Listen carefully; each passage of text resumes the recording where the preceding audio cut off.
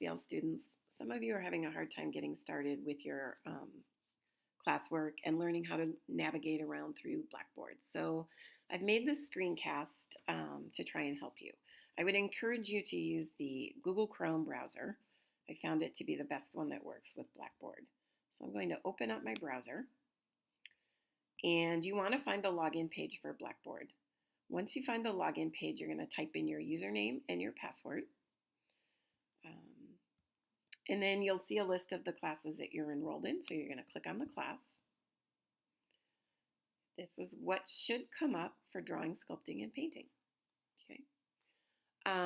So right here, I've opened it up immediately to the announcement page. If you're just logging in, you may want to go to the Start Here page. If you've never taken an online class or you're new to Blackboard, this will be helpful. It explains what each one of the icons are, what the responsibilities are, expectations, how to get a hold of your teacher. Okay. And then let's move back over here to the navigation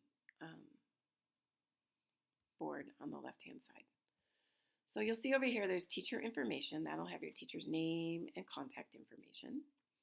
And then let's go to syllabus and schedule because I want to show you a couple things in here. So the syllabus is really long. It has a lot of the different standards that you're going to be learning about in the class. And if you want to take the time to go ahead and read that, you're certainly welcome to do that. I'm not going to do that right now because it would take too long, but I do want to hop down here to course schedule. In the class schedule, this is a really helpful tool. It's a table that has all of the assignments and when they're due for the entire class. Because drawing, painting, and sculpting is a semester-long class, there's 18 weeks. It tells you what assignments are due which week. If you joined the class late in the semester, I may have emailed you a revised one, and so you'll want to pull that one up because you've been exempted from a couple of assignments. But I would encourage you to use this. When you complete an assignment, just use it as a checklist. You can see right over here on the right-hand side, you can check off that you did it.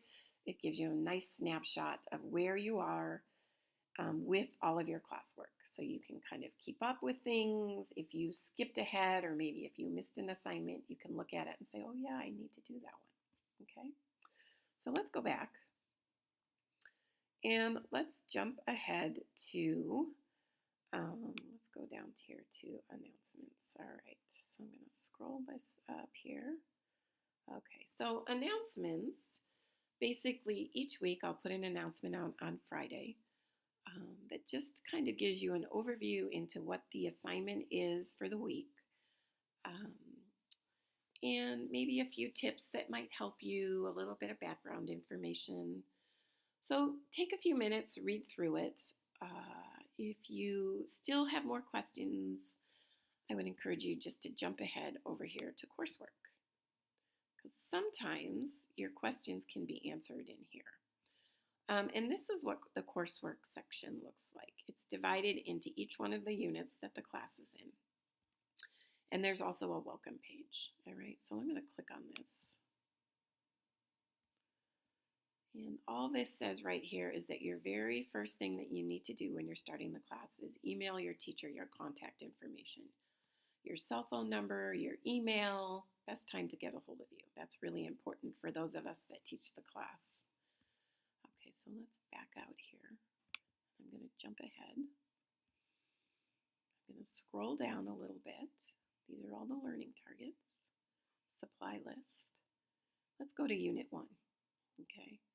And if I hover above the underlined title, I get the hand, which tells me that there's a lot more information in here. So I'm going to click on this because it's a link.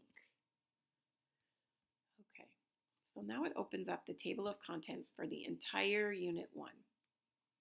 There's a couple ways to navigate around here. I can use these arrows. There's that magical hand again.